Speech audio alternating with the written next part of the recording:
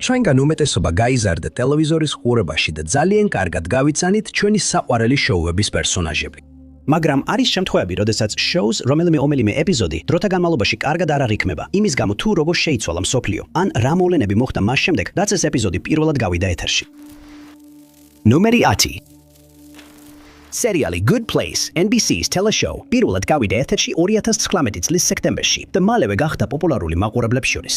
სერიალის სიუჟეტი ასეთია: არსებობს ცუდი ადგილი და კარგი ადგილი, სადაც ადამიანები ხვდებიან გარდაცვალების შემდეგ. კარგი ადგილი 60-ს გავს, ხოლო ცუდი ადგილი ჯოჯოხეთს წააგავს.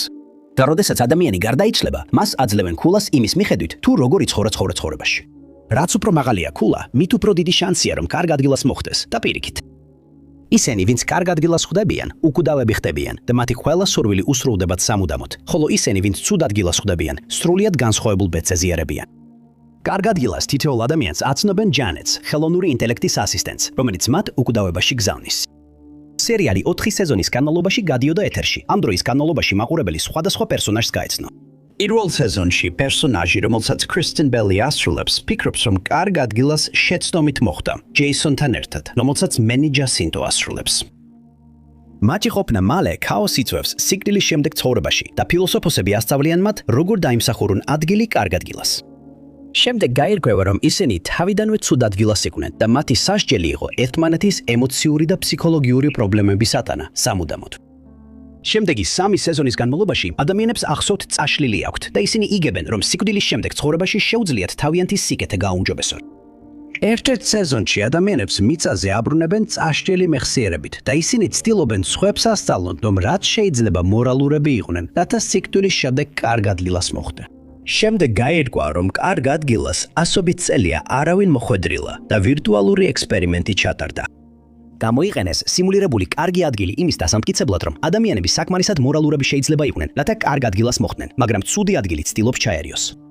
როდესაც ყველაფერი დასრულდა, ადამიანებმა დაამტკიცეს თავიანთი მორალობა და შემოიღეს ახალი საიქიო სისტემა, სადაც ადამიანებს ეძლევათ შესაძლებლობა შეეჯახონ თავიანთ უმორალობას და გამოასწორონ იგი.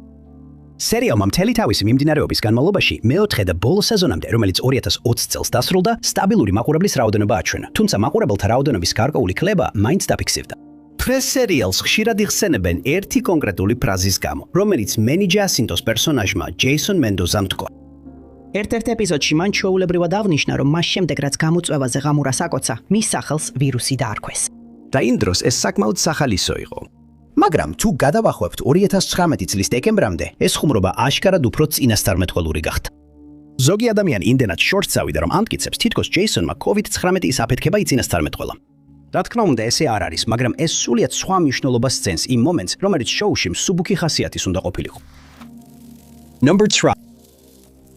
ერთ-ერთი კარგი გზა ბავშვებისთვის რეალურ ცხოვრებაში პრობლემებთან გამკლავების სწავლებისაა, რომ ვიღაცა, ვისაც ისინი პატივს სცემენ და აღფრთოვანებულნი არიან, აუხსნას ესმათ. ეს ბავშვთა სატელევიზიო გადაცემებში დიდი ხანია გამოიყენება და დამტკიცებულია, რომ ძალიან ეფექტურია. Professional sportsmenები ზოგ გადაცემაში ცოცხლად გამოჩენილან, ხოლო სხვებში ისინი ანიმაციურ პერსონაჟებად ქცეულან და ბავშვთა სატელევიზიო პოპულარულ გმირებთან ერთად გამოჩენილან ამ ეპიზოდებში. 2009 წლის ოქტომბერში გამოცხადდა, რომ პოპულარულ სატელევიზიო გადაცემაში არტური გამოჩნდებოდა ცნობილი ადამიანი, რომელიც ისაუბრებდა იმაზე, თუ როგორ შეუძლიათ ბავშვებს გაუმკლავდნენ ამბავს, რომ ვიღაცას კიბო დაუდგინდა. იმ დროს ლენს არმსტრონგი, ახლა უკვე სკანდალურად ცნობილი ველოსიპედისტი, სპორტის სამყაროში ძალიან პოპულარული იყო, რადგან 2005 წელს Tour de France ჰქონდა მოგებული. ეს იყო მისი მეშვიდე გამარჯვება მსოფლიოში ყველაზე ცნობილ ველორბოლაში და მან მილიონობით მხარდამჭერი და გულშემატკივარი შეიძინა. როდესაც 1986 წელს გამოცხადდა, რომ მას 25 წლის ასაკში სათესლე ჯირკვლის კიბო დაუდგინდა, ეს მსოფლიო მოულოდნელად მიიღო და მისი გულშემატკივრები მის სულ გამოჯამთელებას გულით უსურვებდნენ. 87 წლის თებერვალში მან გამოაცხადა, რომ კიბო რემისიაში იყო და მართლაც სრულად გამოჯამთელდა.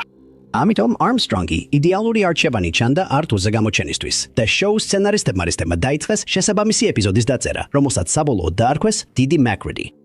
PBS-ს და ლენს არმსტრონგის ფონდის თანამშრომლობით შოუში გამოცხადდა, რომ ერთ პერსონაჟს, სასადიოს ქალბატონს, მისის McReady-ს კიბო დაუდგინდა. ყველაფერი მაშინ იწყება, როცა ბავშვები მიხვდებიან, რომ იმ დღეს სამსახურში არ გამოცხადდა, რის შედეგადაც სასკოლო სასადილოში სადილები სულ უფრო და უფრო უარესდება. დაახლოებით 1 კვირის შემდეგ მასწავლებელი ბავშვებს სამწუხარო ამბავს ათხოვინებს და ამატებს, რომ მისის McReady გარკვეული დროით შებულებაში იქნება. Archery და D-Double გადაწყვეტენ მისის McReady-ს მონახულებას და მას ქათმის წვნიანს მიიტანენ. ის ბავშვებს თავის დიაგნოზზე უყვება, ხოლო მეგობრების ჯგუფის სხვა ბავშვები ამ ამბავს სხვადასხვანაირად რეაგირებენ. მაგალითად, ქოშმარები ესიზმრებათ ან უცნაურად იქცევიან. შემდეგი ვიზიტის დროს მისის McCready Lens Armstrong-ის ელპოსტის მისამართივებს და გადაწყვეტს მას დაუკავშირდეს. ყველას გასაკვირად ის პასუხობს და ამბობს, რომ მოინახულებს მას, რადგან მომავალ კვირას ქალაქში იქნება. როცა ის ჩამოდის, ფრანცინთან ერთად ველოსიპედით სეირნობს და უხსნის, როგორ დაეხმარა მეგობრებისა და ოჯახის მხარდაჭერა, ასევე სათანადო მოვლა და მედიკამენტები, რომ დაეძლია კიბო. ფრანცინი შთაგონებულია და გადაწყვეტს ველოსიპედის ბოლა მოაწყვეს, რათა კიბოს კლევისთვის თანხა შეაგროვოს. იმ დროს ეს ეპიზოდი შთაგონების წყაროდ იქცა როგორც ბავშვებისთვის, ისე უფროსებისთვის. მაგრამ წლების შემდეგ ყველაფერი PBS-ის კატალოგიდან წაიშლება, კიდევ ერთ ეპიზოდთან ერთად, რომელშიც Lance Armstrong-ი მონაწილეობს. ეს მოხდა იმის გამო, რომ მან ავიარა სპორტული შედეგების გასაუმჯობესებლად აკრძალულ. შემდეგ მას ყველა ტიტული ჩამოართვეს და სამუდამოდ აუგრძელეს პროფესიონალურ ველოსპორტში მონაწილეობა. მერვე ნომერი ვარსკვლავური გზა, ღრმა კოსმოსი. 9 პირველად ეთერში 1993 წლის იანვარში. გავიდა და მისი პოპულარობის წყალობით სერიალი პოპულარული დარჩა ბოლო სერიამდე, რომელიც 1999 წლის ივნისამდე გადიოდა. რადგან სიუჟეტი ვითარდება 24 საუკუნეში. ეს ის ბოლო სერიალია, სადაც ვინმეს 1980-იანი წლების შესახებ პროგნოზების პოვნა შეიძლება ეგონოს შეუძლებელი, მაგრამ სწორედ ეს მოხდა ერთ ეპიზოდში, სახელად წარსული დრო. სამეცნიერო ფანტასტიკის ფილმებსა და სატელევიზიო სერიალებში ხშირად ზუსტად აქვთ ნავარაუდევი მომავალი მოვლენები, მაგალითად სმარტფონებისა და თვითმართვადი მანქანების გამოყენება. მაგრამ ვარსკვლავური გზის ღრმა კოსმოსი 9-ის ამ ორ ეპიზოდიანმა სერიამ ბევრად უფრო სერიოზულ საკითხს მოკიდა ხელი და უნებლიეთ ზუსტად იწინასწარმეტყველა ის მდგომარეობა, რომელშიც დღეს სოფლიო იმყოფება. Transporteris გაუმართავობის შედეგად Commander Sisko, დოქტორი ბაშირი და ჯაძია დაქსი უკან 21 საუკუნეში, კონკრეტულად კი 2024 წელს გადადიან. როცა ისინი ჩადიან, ბაშირს და სისკოს აკავებენ, რადგან შეცდომით მიიჩნევენ მათ უსახკაროდ და ათავსებენ ეგრეთ წოდებულ თავშესაფრის რაიონში. ეს ტერიტორიები შეიქმნა აშშ-ის მთავრობის მიერ, რათა ყველა უმუშევარი, უსახუკარო ან ფსიქიკურად არამდგრადი ადამიანი დანარჩენი სამყაროს თვალთახედვის მიღმა დაემალათ. ამასობაში დაქს თავისთან იგებს მდიდარი ტექნოლოგიური კომპანიის ხელმძღვანელი, რომელიც ეხმარება მას დანარჩენი ორი ეკიპაჟის წევრის მოძებნაში. სერიას რომ ვაგრძელებთ, სისკო ხდება, რომ ისინი დედამიწაზე სწორედ ბელის აჯანყებამდე რამდენიმე დრით ადრე მოხვდნენ, რაც დედამიწის ისტორიის წიგნებში კარგად არის აღწერილი. ის ასევე იცის, რომ ეს აჯანყებები უფრო თანაგრძნობიან და ერთიან საზოგადოებას შექმნის. მაგრამ ის ეუბნება ბაშირს, რომ მათ ერთი კონკრეტული მოვლენის თავიდან აცილება სჭირდებათ. ისტორიული წიგნების მიხედვით, ისტორიული ფიგურა გაბრიელ ბელი უბანში დაპირისპირების დროს სიცოცხლეს კარდავს და სისკო გეგმას ამუშავებს. ის იღებს ბელის ვინაობას და ბაშივთან ერთად რამდენიმე მძევალს იღებს. აცხადებენ, რომ ისინი მხოლოდ მაშინ გაათავისუფლებენ, როცა ინტერნეტში გლობალური დიალოგი დაიწყება. ისინი ასევე ითხოვენ, რომ უბნები გაუქმდეს და დამყარდეს თანაბარი ადამიანის უფლებები. ამ ყველაფრის პარალელურად ხომალდ დეფიანტის ეკიპაჟი დაკარგულ წევრებს ეძებს და ბოლოს პოულობს კიდეც. მაგრამ მხოლოდ მას შემდეგ, რაც პოლიციის რეიდი უბანში ამჟღავნებს საშინელ საცხოვრებელ პირობებს. საზოგადოების აღშფოთება აიძულებს მთავრობას ჩვენს პლანეტაზე უკეთესი საზოგადოების საფუძვლების შექმნას. ეს რა თქმა უნდა ყველაფერი გამოგონილი იყო, მაგრამ წლების შემდეგ შოუს გულშემატკივრებმა დაიწყეს საუბარი იმაზე, თუ რამდენად ზუსტად ეხმიანებოდა ეს შოუ დღევანდელ მსოფლიოს მდგომარეობას. დაქსი, როგორც ლამაზი ქალი, მაშინვე მიიღეს იმ დროის მდიდარმა და ძლიერმა ადამიანებმა, მაშინ როცა ორი მაწანწალა გაასახლეს უბანში, სადაც მალე გაჭირვებაში აღმოჩნდებოდნენ. მაგრამ ამ წინასწარმეტყველებებიდან ყველაზე გამორჩეული იყო ის, რომ აშშ-ის საბოლოოდ წააგებდა ბრძოლას უსახკარობასთან. ასევე ხაზგასმული იყო ის ფაქტი, რომ ადამიანების უმეტესობა არჩევს უგულებელ ყოს ეს პრობლემა და უჩევნია გააგრძელოს საკუთარი კომფორტული ცხოვრება, ვიდრე სათანადოდ გაუმკლავდეს უსახკარობის საკითხს. Number 3.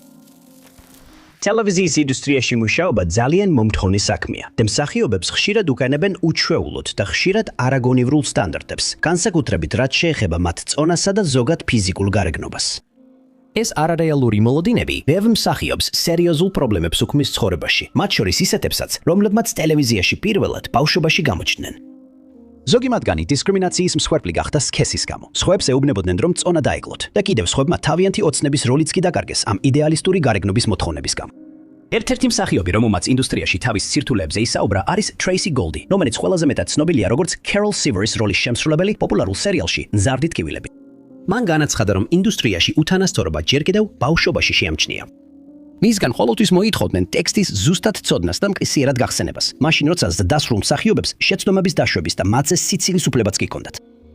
მას ეუბნებოდნენ, რომ ჩუმად ყოფილიყო და თავისი საქმე გაეკეთებინა, მაშინ როცა დასრულები კარგად ერთობოდნენ. შემდეგ, როდესაც სერიალ Growing Pains-ზე მუშაობდა, სცენარისტებმა მისი პერსონაჟის წონაზე ხუმრობების ჩასმა დაიწყეს და მას დისკომფორტი შეუქმნა. ერთ მომენტში მას ცოტა წონა ჰქონდა მომატებული და არ მიაჩნდა, რომ მისი საქმე იყო ეთხოვა ეს ხუმრობები აეცილებინათ. მალე გადამღებმა ჯგუფმა ეს ხუმრობები პირდაპირ გოლდს მიმართა და ის გადასაღებ მოედანზე ძალიან არაკომფორტულად გრძნობდა თავს. ზოგიერთი ამ ხუმრობიდან აუდიტორიის წინაშე გაკეთდა და მას სხვა გზა არ ჰქონდა, გარდა იმისა, რომ დანარჩენებთან ერთად გაეცინა და თავი მოეჩვენებინა, თითქოს ესეც აცინებდა. საოცარია, მაგრამ სტუდიამ საბოლოოდ გოლდის მამას, რომელიც მის მენეჯერად მუშაობდა, დაუკავშირდა და მოსთხოვა, რომ გოლდს მინიმუმ 20 ფუნტი დაეკლო. მან შეძლო მოთხოვნის შესრულება და როდესაც კომპლიმენტების მიღება დაიწყო, სონაში კლებას განაგზობდა, რადგან მას კვებითი აშლილობა განუვითარდა. მისი მეგობარი ბიჭი ძალიან შეშფოთდა მის გამო, რადგან მიხვდა რა ხდებოდა სინამდვილეში და მაშინვე შოუს პროდიუსერებს დააბრალა ყველაფერი.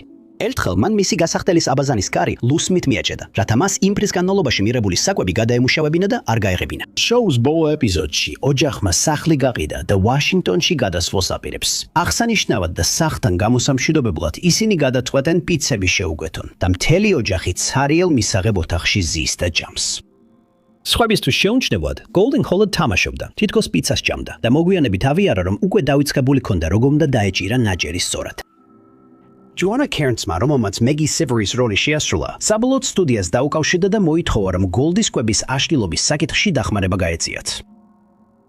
ის გაგზავნეს UCLA-ს კვების აშლილობის კლინიკაში, სადაც მიიღო საჭირო მოვლა და დახმარება და გოლდმა საბოლოოდ შეძლო თავიდან დაეწყო ნორმალური ცხოვრება.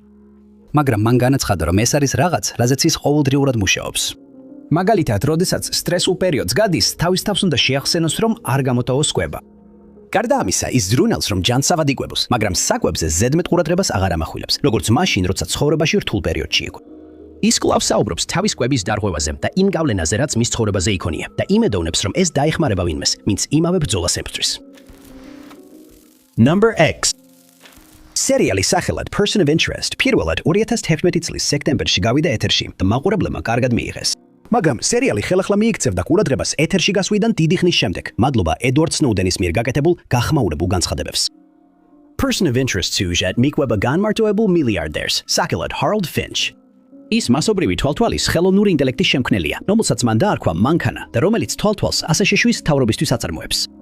მანქანის მთავარი მიზანია შეაჩეროს თავდასხმები აშშ-ზე მანამდე, სანამ ისინი განხორციელდება. მაგრამ მალე ის იწყებს ისეთი მცირე დანაშაულების გამოვლენას, რომლებიც ჩვეულებრივ უგულებელყოფილი იქნებოდა. მაგრამ ფინჩი და გარდაცვლილად მიჩნეული CIA-ის ოპერატივი გადაწყვეტენ შეაჩერონ ეს დანაშაულები მანამდე, სანამ ისინი მოხდება. სერიალი იწყება როგორც ეპიზოდური ისტორია, თვითნებური დანაშაულის წინააღმდეგ ბრძოლის შესახებ, მაგრამ მალე ის გადაიქცევა ნარატივად ხელოვნური ინტელექტის, მთავრობის მოქალაქეებზე კონტროლისა და პირადი ცხოვრების ხელყოფის შესახებ. ამიტომაც არ არის გასაკვირი, რომ შოუს ფანებმა დაიწყეს პარალელების გავლება სიუჟეტსა და იმ ინფორმაციას შორის, რომელიც ედვარდ სნოუდენმა საზოგადოებას გაუმხილა 2013 წლის ივნისში. სნოუდენი, რომელიც ჩრდილოეთ კაროლინიდან არის, 2006 წელს დათანხმდა ცენტრალური სადაზვერვო სააგენტოს შეთავაზებას სამუშაოზე. თავდაპირველად ის მუშაობდა ვირჯინიაში, ლენგლიში, სააგენტოს გლობალური კომუნიკაციების განყოფილებაში, რის შემდეგაც სწავლა და ტრენინგი გააგრძელა და მალე სააგენტოს წამყვანი ტექნოლოგიური და კიბერუსაფრთხოების ექსპერტი გახდა. მაგრამ მისი შეხედულება ცენტრალური სადაზვერვო სააგენტოს მუშაობის მეთოდებზე მალე შეიცვალა. მისი მუშაობის წყალობით მან გააცნობიერა, რომ ისინი ეროვნული უსაფრთხოების სააგენტოს დახმარებით აშშ-ის მოქალაქეებზე მასობრივ თვალთვალს ახორციელებდნენ, რაც არაკონსტიტუციურია. 2013 წლის მარტში მან იხილა, როგორ მოითხოვა ჯეიმს კლაპერმა, ეროვნული დაზვერვის დირექტორმა, ფიცის ქვეშ. მან გადაწყვიტა, რომ საკმარისი იყო. იმ დროს ის მუშაობდა დელში, სადაც კომპიუტერულ სისტემებს მართავდა ეროვნული უსაფრთხოების სააგენტოსთვის, მაგრამ მან მაშინვე დატოვა სამსახური. შემდეგ მან დაიწყო მუშაობა Booz Allen Hamiltonში, სადაც დაიწყო ინფორმაციის შეგროვება მასობრივი თვალთვალის შესახებ, რომელსაც ეროვნული უსაფრთხოების სააგენტო ახორციელებდა. 2013 წლის მაისში მან დატოვა აშშ-ის კონტინენტური ნაწილი და ჰავაიზე გადავიდა. იქ მიიჩნევა, რომ მან მოიპოვა Booz Allen Hamiltonis 30-მდე თანამშრომლის შესვლის მონაცემები და მიიღო ცდომა ეროვნული უსაფრთხოების სააგენტოს კომპიუტერულ სისტემებზე. მას შემდეგ, რაც საჭირო მონაცემები შეაგროვა, მოახერხა შვებულების აღება იმ მიზეზით, რომ ეპილეფსიის მკურნალობა სჭირდებოდა და შემდეგ ჰონგ-კონგში გადავიდა. 2013 წლის ივნისში მან დაიწყო შეგროვებული ინფორმაციის გასაჯაროება და საზოგადოებამ საბოლოოდ გაიგო ეროვნული უსაფრთხოების სააგენტოს მოტყუების მასშტაბები. გამჟნავდა, რომ Verizon's აიძულეს აშშ-ში მილიონობით ადამიანის სატელეფონო ჩანაწერები გადაეცა, მიუხედავად იმისა, რომ კომპანიას ეს არასდროს უღიარებია. დაახლოებით 9,000-დან 10,000-მდე დოკუმენტი გაჟონა და ისინი მომდევნო რამდენიმე თვის განმავლობაში ისეთი მედია საშუალებების მიერ გამოქვეყნდა, როგორიცაა Guardian. Snowden-ის გამჟღავნებებმა მთელ მსოფლიოში სათაურებში მოხვდა და ყველაზე ცუდი ჯერ კიდევ წინ იყო. შემდეგ გაირკვა, რომ ეროვნული უსაფრთხოების სააგენტო გლობალურ სათვალთვალო აპარატს მართავდა ავსტრალიაში AST-სთან, დიდ ბრიტანეთში GCHQ-სთან და კანადაში CSE-სთან ერთად. სწორედ მაშინ მაყურებლებმა დაიწყეს ამ გამჟღავნებებსა და person of interest-ის სიუჟეტ შორის მსგავსებების დანახვა. ესეთი ტიპის ოპერაციები სამეცნიერო ფანტასტიკის სერიალში გასართობ და უვნებელ ფორმაში ვითარდება. მაგრამ როდესაც გაირკვა, რომ ეს რეალურ ცხოვრებაში მსოფლიოს გარშემო ადამიანებზე ხორციელდება, ხალხმა გააცნობიერა, რომ მათი მთავრობები ატყუებდნენ მათ და ბევრი დრემდე პარანოიაშია, აკვირდებიან თუ არა მათ ყოველდღიურ ცხოვრებას მათი თანხმობის გარეშე. Number 4.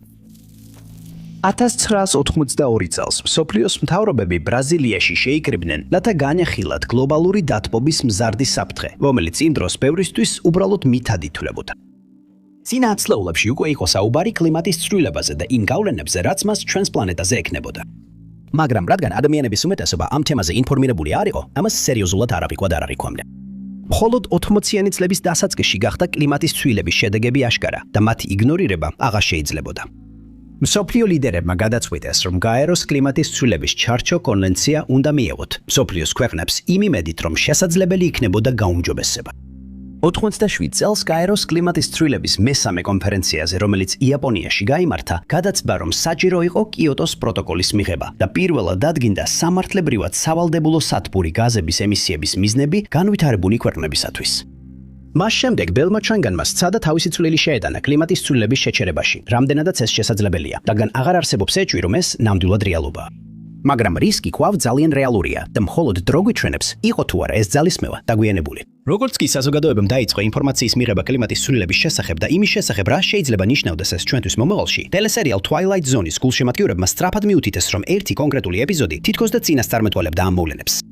საუბარი იყო ეპიზოდზე სახელად შუაღამის მზე, რომელიც პირველად 1961 წლის ნოემბერში გავიდა ეთერში. ჩვენ გავიგეთ, რომ დედამიწა რაღაც მიზეზით თავის ორბიტას სცილდება და შედეგად უკონტროლოდ ბრუნავს მზისკენ. ჩვენ გვაჩვენებენ თერმომეტრს, რომელიც აჩვენებს 110 ფარენჰეიტს, ანუ 83 ცელსიუსს, რაც სერიალში ისტორიაში ყველაზე ცხელ დრედ ითვლება. ჩვენ გაგვაცნეს მხატვარი სახელად ნორმა, რომელიც ერთ-ერთია იმ მცირე რიცხოვან ადამიანთაგან, ვინც არც უფრო გრილ კლიმატში გაქცეულა და არც სიცხეს ემსხვერპლა. ელექტროენერგიის გათიშები ჩვეულებრივი მოვლენაა და ადამიანებს ყოველდღიურად მხოლოდ წყლის ნორმა აქვთ დაშვებული. ოკეანეები დაშილა, რის გამოც საკვების და წყლის ექსპორტი ან იმპორტი შეუძლებელია. აღარ არსებობს სამართალდამცავი ორგანოები და თითოეული ადამიანი თავის თავს უნდა მიხედოს.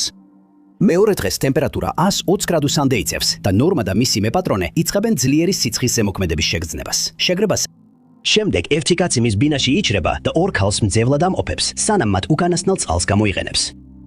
ნორმას მეპატრონე საბოლოოდ სიცხეს ემსხვერპლება, რომელიც ახლა უკვე 130 გრადუსს აღწევს და ნორმას ზეთის ნახატები ტილოდან დნობას იწყებს. ის საბოლოოდ გონებას კარგავს და ფიქრობს, რომ თვითონაც დაიღუპება, მაგრამ შემდეგ მოულოდნელი აღმოჩენით იღვიძებს. მას მთელი ამ დროის განმავლობაში სიცხის ბოდვა ჰქონდა, მაგრამ ის ამბავი, რომელსაც გაღვიძებისას იგებს, არც ისე უკეთესია. მიცა სინამდვილეში მზისგან შორდებოდა, ტემპერატურა ყველაზე დაბალი იყო, რაც კი ოდესმე დაფიქსირებულა. მზის შუქი ავარ არის და ნორმა აცნობიერებს, რომ მისი ბედი ირონიულად უკვე გადაწყვეტილია, ოღონდ მისი სიზმრის საპირისპიროდ. Number 4. 2002 წელს მაყურებელს გააცნეს სერიალი მკვდარი ზონა, რომელიც ეფუძნება ამავე სახელწოდების წიგნს, რომლის ავტორი საშინელებათა ჟანრის მწერალი სტივენ კინგი, უფრო ცნობილი ისეთი წიგნებით, როგორიცაა მწყინავი ან კერი. სერიალი მოგვითხრობს კაცზე სახელად ჯონი სმითი, რომელიც მუშაობს მასწავლებლად და ავტოავარიაში მოხდება, რის შედეგადაც თითქმის 5 წლის განმავლობაში კომაშია.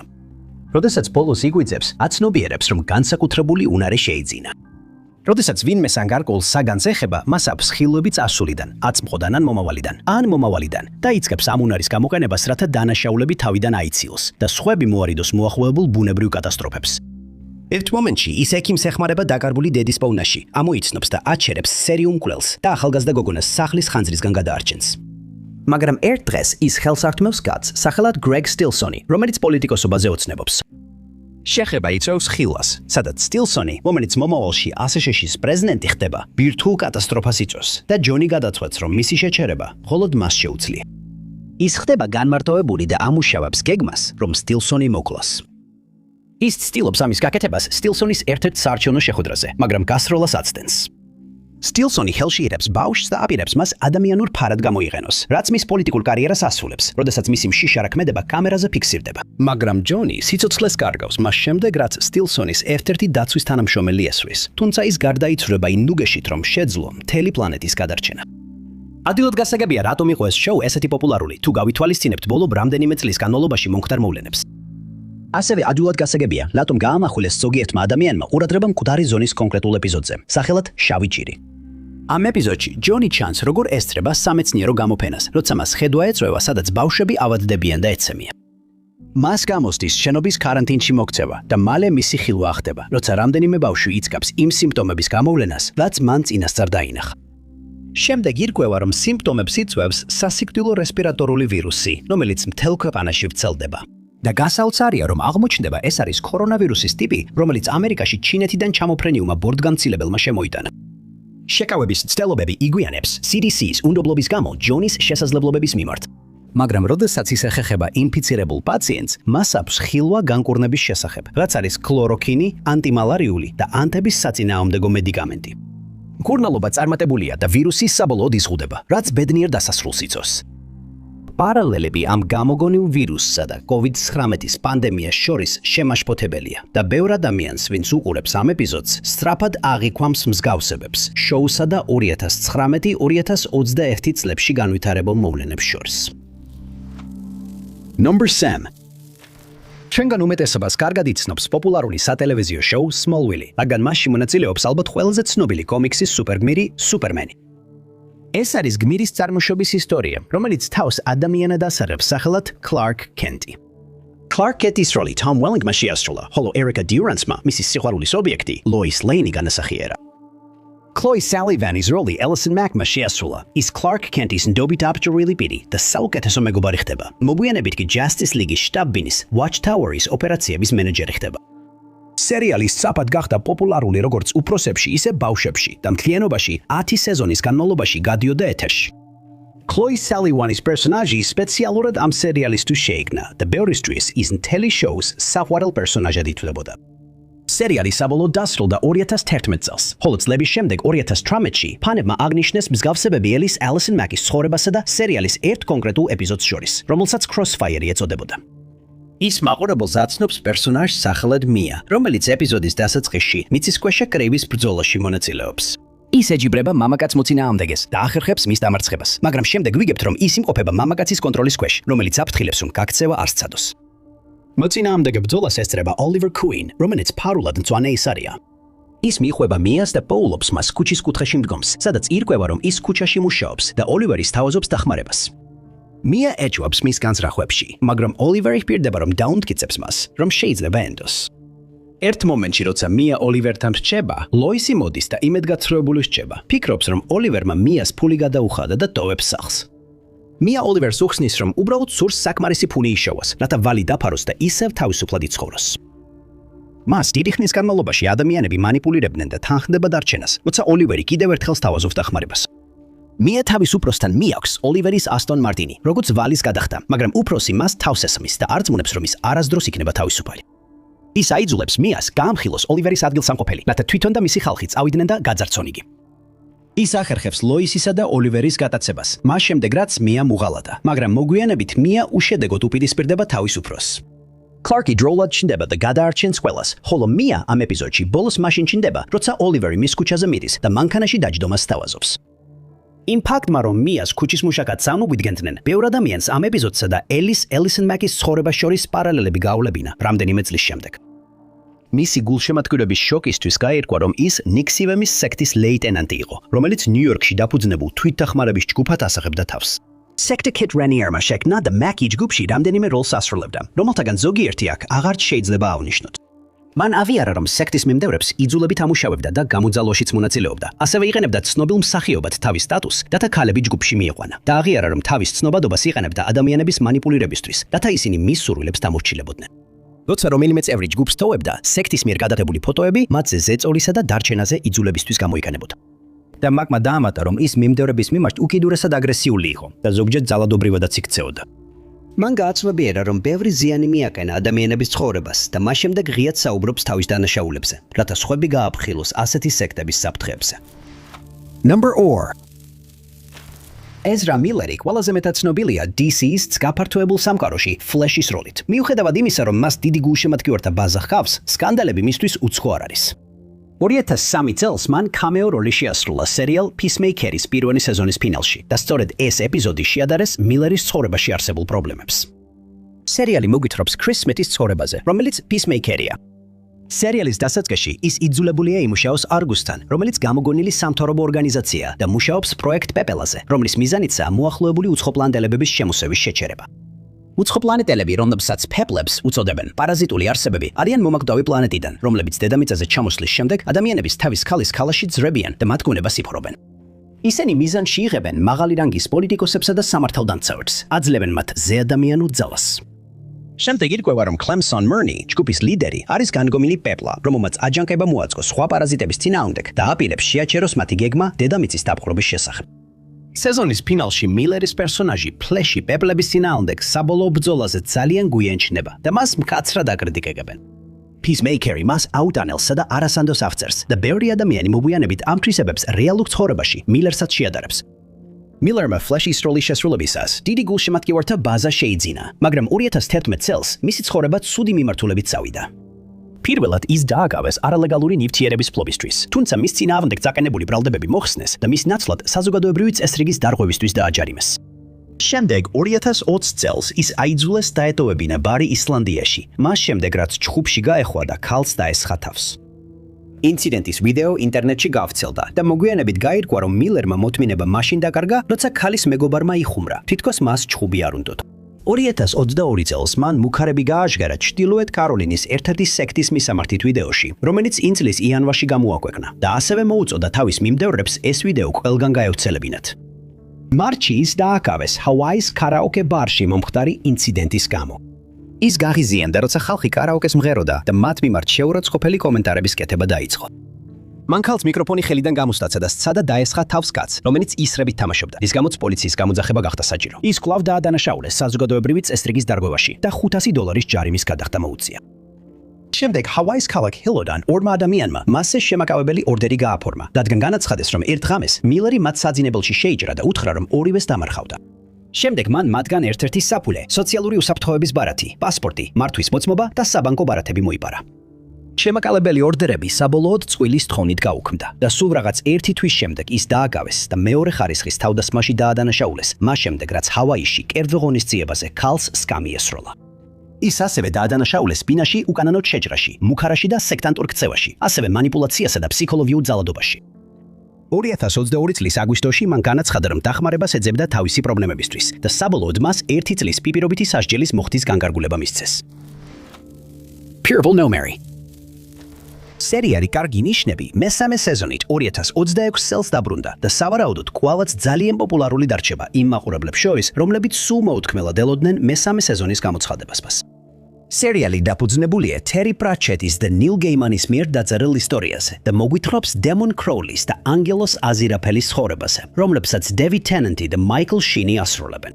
მათ შეიყვარეს ცხოვრება დედამიწაზე, მაგრამ ჯერ კიდევ აქვთ საქმეები გასაკეთებელი. ისინი იწყებენ ანტიქრისტეს ძებნას, მაგრამ მალე ხვდებიან, რომ ის სხვა ბავშვი შეცვალეს დაბადებისას და რომ მას ჩვეულებრივი ადამიანის ბიჭვით, სახელად ადამიანი ზრდიდნენ. რადგან არც ერთს არ უნდა სამყაროს დასასრული, ისინი იწყებენ ნამდვილი ანტიქრისტეს ძებნას, რათა შეაჩერონ არმაგედონის მოსვლა. ბოლოს ადამი უარს ამბობს ანტიქრისტეს როლზე და აპოკალიფსი თავიდან აიცილება, რაც საშუალებას აძლევს კროულისა და აზირაფელს მშვიდად გააგრძელონ ცხოვრება. ამ სეზონის მეოთხე ეპიზოდში Crowley ჩანს პატარა კინოთეატრში მჯდომი, სადაც მულტფილმს უყურებს.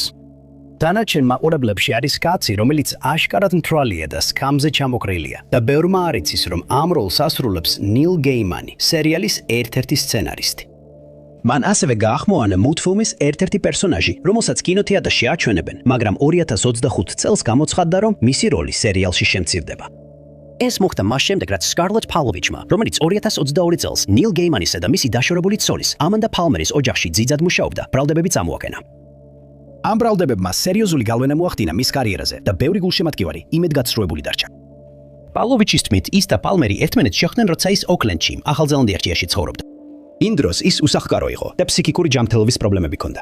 ამ დროისთვის გეიმანი და პალმერი ოკლენდში ცალ-ცალკე სახლებში ცხოვრობდნენ და პალმერმა პალოვიჩს სთხოვა მათი ძიძა გამხდარიყო, რაზეც მან დათანხმდა.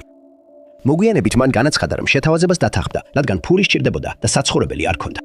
მაგრამ მან განაცხადა, რომ სამსახურის დაწყებიდან მალევე გეიმანი მის მიმართ არასათანადოდ იქცეოდა. რამდენჯერმე მასზე იძალადა და კიდევ უფრო მძიმე რაღაცები ჩაიდინა. ეს რამდენიმე კვირის განმავლობაში გაგრძელდა, სანამ წვენის შვილი ევროპაში წავიდა და პალოვიჩი ამტკიცებს, რომ პალმერმა უთხრა გეიმანის ქცევაზე 12-ზე მეტმა სხვა ქალმა უჩივლაო. Dark Horse Comics-მა უარი თქვა მისი ნამუშევრების ბეჭდვაზე, მაგრამ გეიმანი ამტკიცებდა, რომ უდანაშაულოა. ის და იან პალმერი ორივე დაადანაშაულეს ადამიანებით ვაჭრობაში და სხვა მძიმე დანაშაულებში, მაგრამ ბრალდებები საბოლოოდ მოხსნეს. ზოგი იურისდიქციის საფუძველზე, ხოლო სხვები მტკიცებულებების არარსებობის გამო. დიდი მადლობა რომ უყურეთ. თუ მოგეწონათ ეს ვიდეო, აუცილებლად დააჭირეთ მოწონების ხილაკს. ასევე არ დაგავიწყდეთ გამოიწეროთ არხი და დააჭიროთ შეტყობინების ზარს, რომ არ გამოტოვოთ ჩვენი მომავალი ვიდეოები. მე ვარ ტოპ 5 უცნობი და შემდეგ ვიდეოში შევხვდებით.